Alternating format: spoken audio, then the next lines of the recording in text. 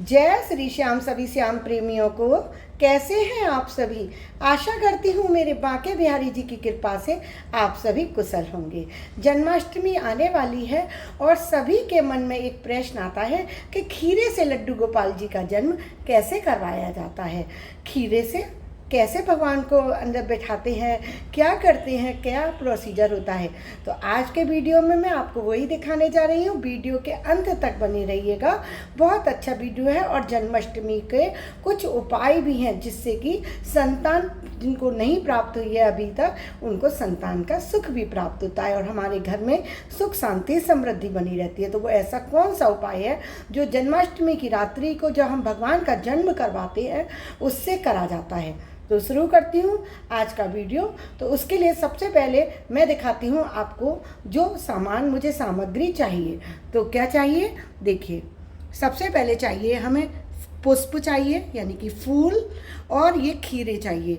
खीरा कैसा चाहिए जिसमें कि डंठल लगा हुआ हो, देखिए ऐसे डंठल लगा हुआ होना चाहिए देखिए। और चंदन चाहिए और एक खाली पात्र जिसमें कि हम लड्डू गोपाल जी की पूजा करेंगे। तो इस प्रकार से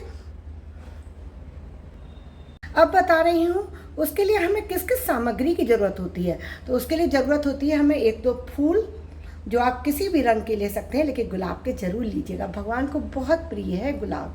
और चंदन और खीरे जो कि बहुत ज़रूरी है। इसके बिना तो जन्म भगवान का संभव ही नहीं है क्योंकि जन्माष्टमी को खीरे से ही जन्म करवाया जाता है।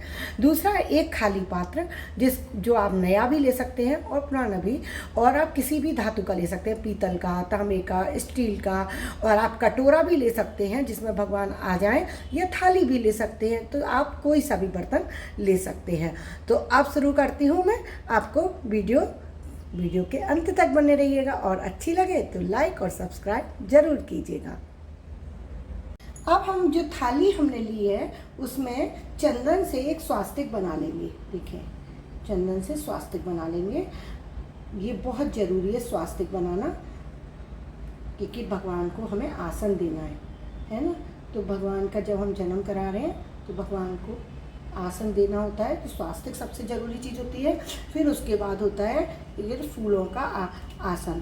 तो फूलों के आसन देने के लिए आप इस तरीके से फूलों को भगवान के लिए बिछा लीजिए। इस तरीके से हमने फूल बिछा लिए। अब हम क्या करेंगे, हमारे जो लड्डू गोपाल जी पोशाक पहने हुए हैं, श्रृंगार करे हुए हैं, उनकी हम पोशाक उतार देंगे और श्रृंगार भी है वो भी उतार देंगे। उसके बाद हम क्या करेंगे, लड्डू गोपाल जी को इसमें जो थाली है उसमें लिटा देंगे। देखिए इसमें थाली में हम लड्डू गोपाल जी को लिटा दे रहे हैं। अब हम उसके ऊपर लड्डू गोपाल जी को फूलों से ढक देंगे अच्छे से। देखिए इस प्रकार से हम लड्डू गोपाल जी हमारे जो हैं इनको फूलों से ढक देंगे। बिल्कुल भी दिखने नहीं चाहिए ना, फूलों से अच्छे से ढक दीजिए। इस तरीके से लड्डू गोपाल जी के ऊपर फूल अच्छे से ढक दीजिए। खूब सारे फूल लगा सकते हैं लाला के ऊपर, और गुलाब के फूल लगाइए, बहुत अच्छी महक आती है। और देखिए अब हम इस तरीके से लाला को खूब सारे फूलों से ढक देंगे। अब हम क्या करेंगे, ये हमने जो खीरा लिया है ना, तो हम इस खीरे को यहाँ पर भगवान जी के एक तरफ इधर, और 2 खीरे लिए हैं मैंने, वैसे आप चाहें तो एक भी ले सकते हैं। इस तरीके से हम लाला के दोनों साइड लगा देंगे। अब इस तरीके से देखिए हमारे लाला फूलों में ढक गए हैं। देखिए अब हमारे लाला फूलों में बिल्कुल ढक गए हैं। अब क्या करना है वो दिखाती हूँ आपको। तो अब हमें करना है, लाल कपड़ा है जो लाल रंग का वस्त्र है उसको लाला के ऊपर हमें उड़ा देना है। तो उसके लिए हमें क्या करना है, देखिए हमें लाला के ऊपर एक लाल रंग का वस्त्र उड़ा देना है और एक घी का दिया बनाकर ये जलाकर लाला के पास रख देना है। और इस प्रक्रिया को कब करना होता है, इस प्रक्रिया को जन्माष्टमी वाले दिन शाम को 7 बजे के आसपास किया जाता है, क्योंकि जब दिन छुप रहा होता है तभी शाम की पूजा की जाती है। तो शाम की पूजा करके और भगवान का भोग प्रसाद लगाकर और फिर भगवान को इस तरीके से शयन करा दिया जाता है 7 बजे, 6:30 और 7 के आसपास। उसके बाद फिर भगवान को बिल्कुल नहीं छुआ जाता है, छेड़ा नहीं जाता है। जैसे ढक दिए, जैसे सुला दिया, बिल्कुल इसी तरह से रहते हैं। और ये प्रक्रिया फिर कब तक चलती है? रात्रि 12 बजे।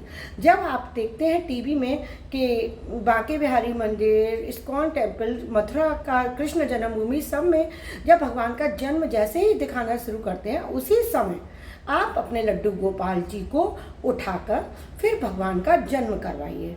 तो वो जन्म कैसे करवाया जाता है अब दिखाती हूँ वो आपको, है ना। तो उसके लिए हमें क्या करना होता है? उसके लिए चाहिए होता है हमें एक सिक्का।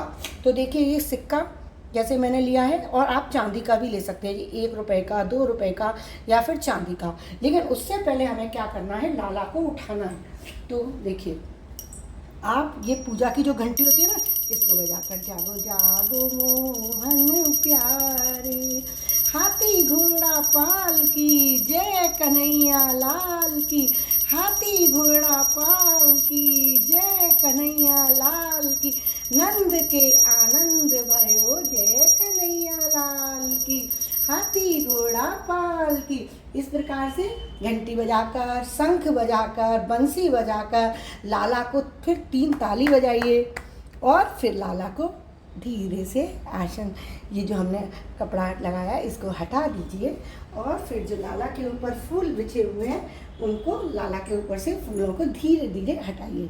धीरे धीरे से हटाना है, बहुत प्यार से, क्योंकि हमारा लाला अभी छोटा है, अभी उसका जन्म भी नहीं हुआ, तो उसको प्यार से हमें उठाना है। देखिए अब इस प्रकार से हम लाला को फूल हटा लिए हैं हमने थोड़े से। अब हम क्या करेंगे? हम एक खीरा लेंगे। अब हम क्या करेंगे? लाला को पहले हम यहाँ पर भगवान को बैठा लिया। अब हम क्या करेंगे? ये वाला जो खीरा लिया है ना, अब हम इस खीरे का जो ऊपर का पार्ट है ना, ये डंठल वाला, इसको हम सिक्के की सहायता से, देखिए सिक्के की सहायता से इसको गोल गोल घुमाते जाएंगे। और देखिए आप देख पा रहे होंगे, देखिए सिक्के की सहायता से इसके जो डंठल वाला पार्ट है ना, इसको काटेंगे। इसको बोलते हैं नाल काटना।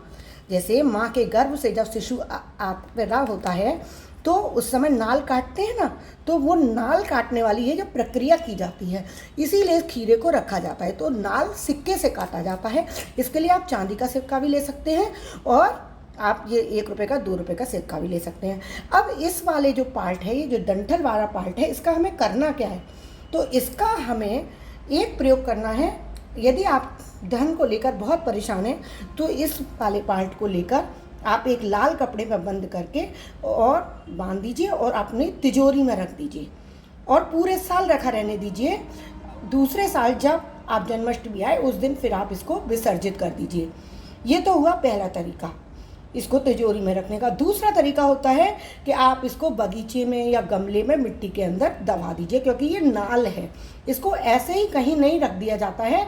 जैसे बच्चे का नाल होता है, मिट्टी में दबाए जाते हैं जब घर बनता है, उसी प्रकार ये भगवान जी का जो जन्म हुआ है नाल है, इसको भी हम दबाएंगे या तिजोरी में रखेंगे, जिससे धन समृद्धि आती है। अब दूसरा पार्ट हुआ खीरे का, अब ये वाला, इस पार्ट का हमें क्या करना है? इस पार्ट को हमें काट कर अपने घर परिवार में जितने भी लोग हैं, अगर आपके परिवार में ज़्यादा लोग हैं तो जैसे मैंने 2 खीरे रखे हैं, आप और ज़्यादा भी रख सकते हैं, और उनको काट कर सबको प्रसाद के स्वरूप बांट दीजिए।